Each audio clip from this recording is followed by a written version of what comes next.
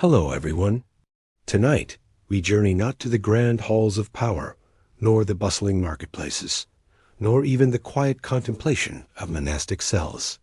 Instead, we delve into a different kind of medieval night, one where the shadows stretch long and treacherous, where unspoken desires stir beneath rigid traditions, and where ancient fears, long dormant, begin to awaken with chilling intent.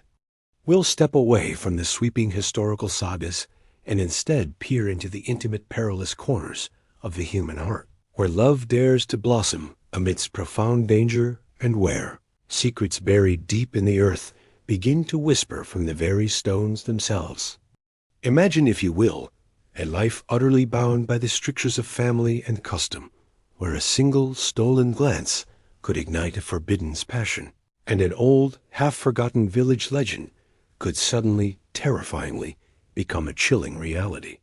This is the story of Alara, a simple village girl with an extraordinary courage and the perilous path she walked for a love deemed impossible. Set in the year 1320, in a remote, quiet valley shrouded by ancient, watchful woods. The loom of longing. A love unspoken. Alara's days in the small, unassuming village of Oakhaven were, to all outward appearances, as simple and predictable as the turn of the seasons. Her hands, nimble and strong, were skilled at weaving intricate baskets from the supple willow branches gathered by the river. Her voice, soft and clear, blended harmoniously with the communal songs sung during the harvest, echoing across the patchwork fields. But beneath this calm, ordinary exterior, her heart harbored a dangerous, deeply unspoken secret: her profound love for Thomas. Thomas was not from her family, nor from one with whom her kin shared any semblance of peace. Their two families, the Riverwoods and the Stonecrofts, had been locked in a quiet, simmering feud for generations. Its precise origins, lost to the mists of time, perhaps a forgotten slight, a disputed patch of land, or a single act of betrayal long ago. Yet their animosity remained as fresh and biting as a morning quarrel over a boundary stone. Marrying between their houses was not merely frowned upon. It was utterly unthinkable, a profound betrayal of ancestral grudges, forbidden by the very elders who held sway over their small, insular world. Their laws were not written in books, but etched into the very soil they tilled and the grudges they kept. Despite these seemingly insurmountable barriers, their paths, by some cruel or serendipitous twist of fate, continued to cross. They found stolen moments.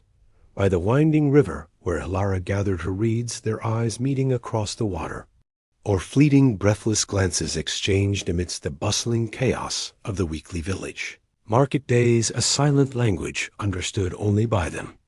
A shared, hesitant smile across a crowded space. A silent understanding passing between them. A hand brushing accidentally in the narrow lane.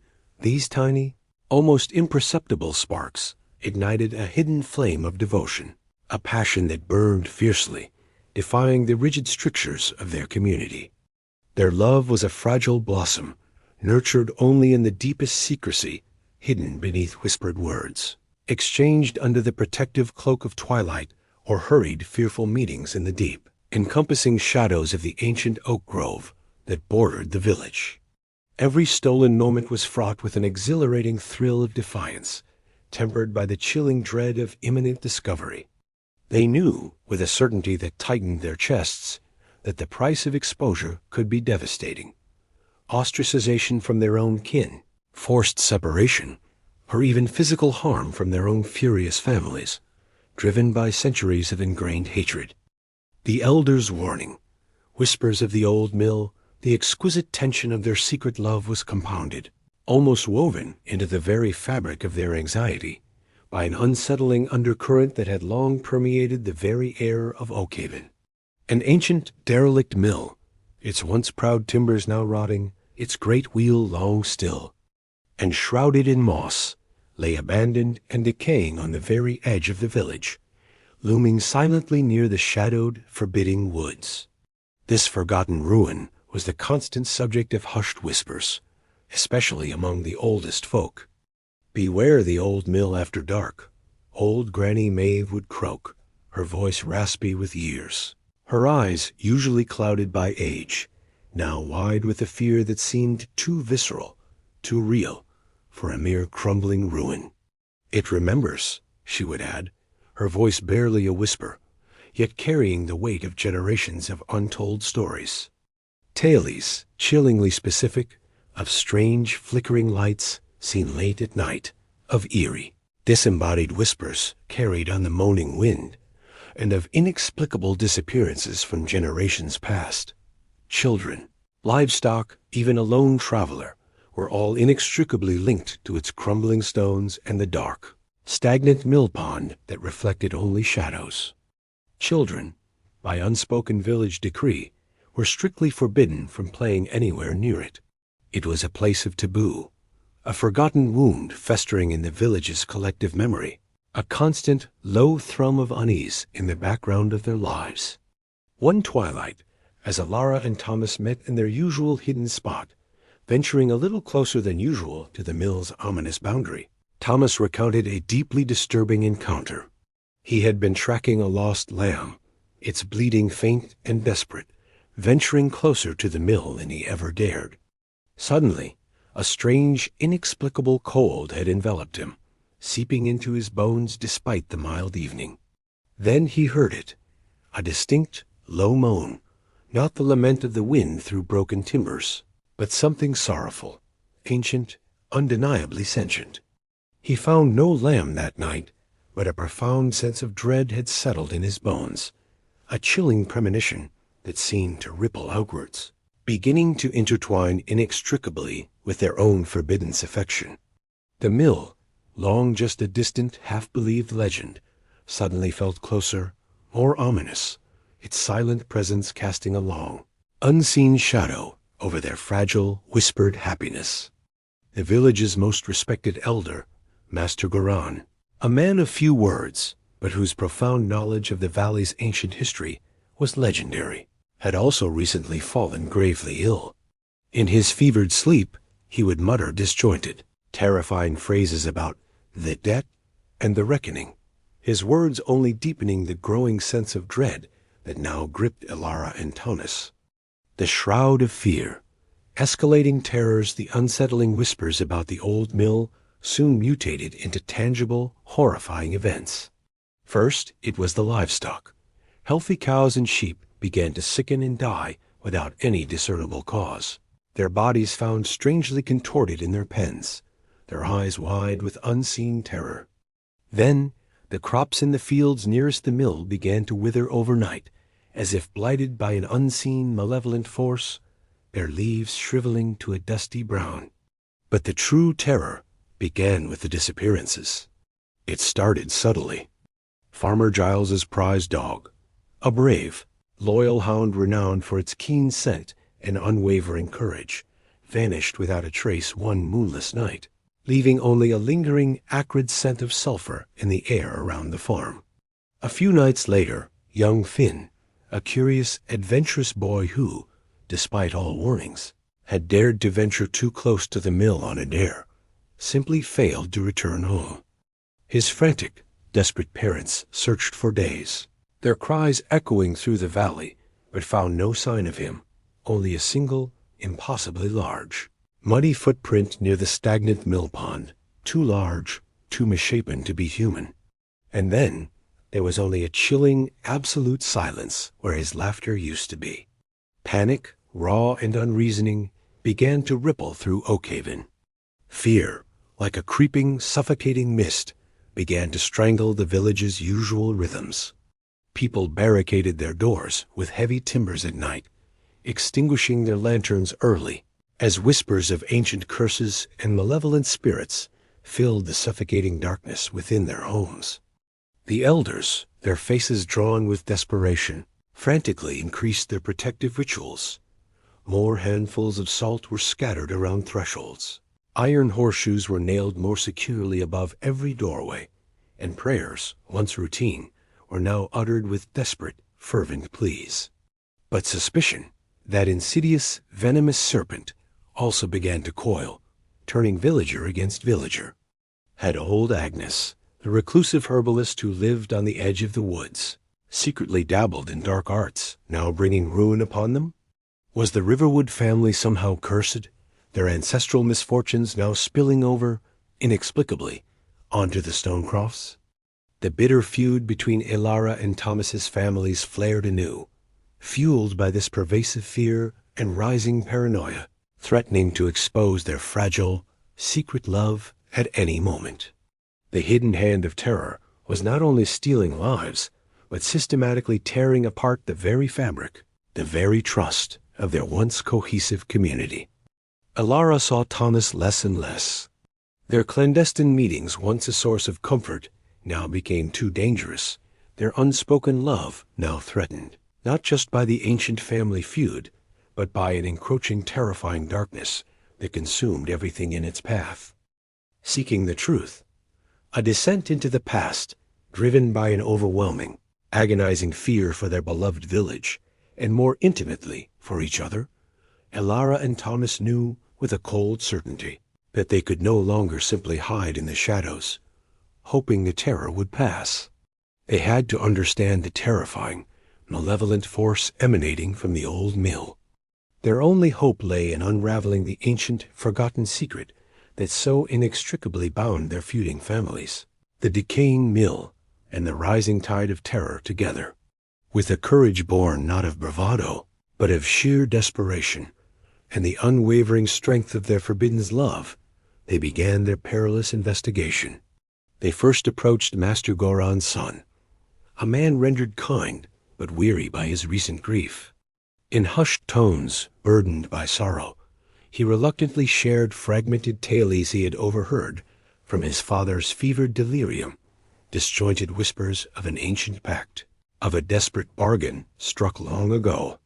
Thomas, remembering the strange, unnatural cold he had experienced near the mill, decided to explore the ruin more deeply, venturing within its crumbling walls by day, when the sun offered some fleeting illusion of safety. It was within the broken floorboards of the main chamber that he discovered it, a hidden compartment, cleverly concealed beneath a loose timber. Inside, he found a small, rotting wooden box, within which lay a few faded, brittle parchments. The script was archaic, almost unreadable, faded with centuries of neglect, but one phrase stood out, stark and chilling, burning itself into his mind: the firstborn for the bargain, and the rest to feed the shadow. Ilara, meanwhile, drawing on her own intuition, and recalling the elders' hushed, fearful tales, and the agonizing weight of their ancient family feud, sought out the oldest woman in her own Riverwood family, a matriarch known for her impossibly sharp memory and her stubborn, almost fierce, refusal to ever speak of the old mill. After much patient coaxing, after hours of listening and gentle probing, the old woman finally, with a trembling voice and eyes that seemed to see into the distant past, revealed a terrifying, unspeakable truth. Generations ago, during a devastating, desperate famine, the very founders of the Riverwood and Stonecroft families, driven to the brink of starvation, had made a terrible, blood-soaked pact with an ancient, malevolent entity, a shadow dwelling deep beneath the mill, to ensure their survival and future prosperity. The price? A periodic offering of something precious, something more than gold or grain. The gruesome details had become obscured by time, deliberately forgotten by generations hoping to escape the burden, or perhaps tragically misinterpreted as the pact was passed down through hushed whispers.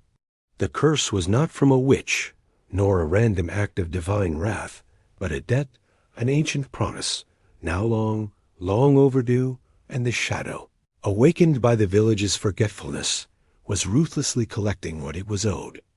The terrifying disappearances were simply the shadow's violent, hungry collection. The heart of the darkness, confrontation and reckoning, armed with this horrifying, soul-shattering knowledge. Ilara and Thomas finally grasped the full, terrible truth. The offering demanded by the shadow was not mere crops or livestock, but the most precious commodity of all, human life. And the shadow, having been denied its due for so long, was now demanding its payment, growing stronger, its hunger becoming utterly insatiable with each forgotten debt. Their family's bitter, senseless feud, the very prosperity they had built over centuries, was all founded upon a dark, forgotten sacrifice, a bargain with something ancient and malevolent. The escalating terror that had gripped Oakhaven was nothing less than the Shadow's unleashed hunger, now insatiable and relentless. They knew, with a chilling certainty that settled deep in their bones, that they had to return to the mill one last time. Not to hide, not to escape, but to confront the very source of the dread that had consumed their village. Under the protective cloak of a moonless night, their hearts hammering in unison against their ribs, they crept back to the crumbling structure. Inside, the air was thick with an unnatural, cloying chill that seemed to suck the very warmth from their bodies, and the ancient timbers of the mill groaned and sighed as if in agonizing pain. They found the hidden chamber they had discovered earlier, a small, dark cavern beneath the massive, silent millstone, where a faint, sickly green light pulsed with an eerie, rhythmic beat from a jagged crevice in the rough rock. As they drew closer, the chilling whispers grew louder, no longer indistinct sounds, but forming coherent, terrifying words. Ancient promises, desperate pleas from long-dead villagers, and then a guttural, terrifying demand for payment. As the green light intensified, throbbing with an unholy life, a form began to coalesce from the deepest shadows within the cavern, not a demon of fire and brimstone, not a creature of flesh and blood, but something far more primal, an amorphous, hungry entity, its very presence draining the warmth and life from the surrounding air. It was a shadow-giving, terrifying form, solidified by centuries of forgotten pacts and unfulfilled debts. Ilara, her hand instinctively clutching the small, crude silver cross she always carried beneath her simple tunic, and Thomas, his face grimly determined as he raised a burning torch high, stood their ground. They had no physical weapons against such a thing, only the painful, undeniable truth they had uncovered. Thomas drawing upon her reserves of strength and courage, he didn't even know he possessed his voice trembling, but firm shouted the full horrifying truth of the original pact, demanding the shadow release its claim, acknowledging the ancient debt, but vehemently asserting the inherent human right to freedom from such a terrible bargain. Ilara, her eyes fixed on the pulsing green light, invoking the disjointed words she had overheard from the dying. Master Goran pleaded for mercy for the release of the souls already taken for an end to the agonizing cycle of dread.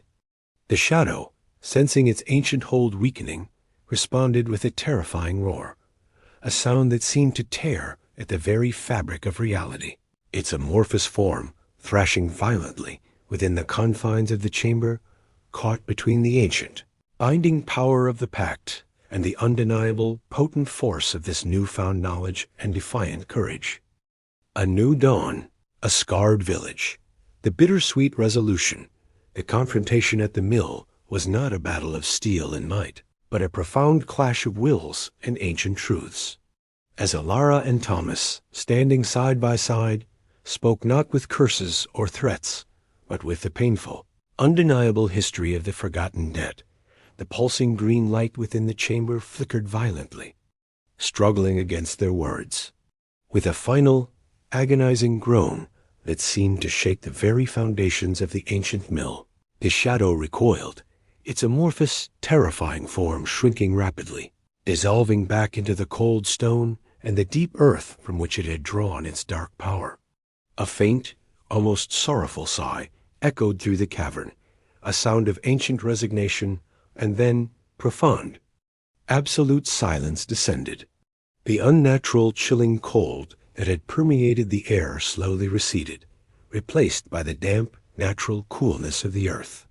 The crushing burden of the ancient, terrible debt had been fully acknowledged, its terms finally understood, and for now the shadow was appeased, returned to its deep, silent slumber. They emerged from the mill, exhausted and shaken to their very souls, but undeniably alive, and they carried with them the horrifying, transformative truth that would forever change Oakhaven.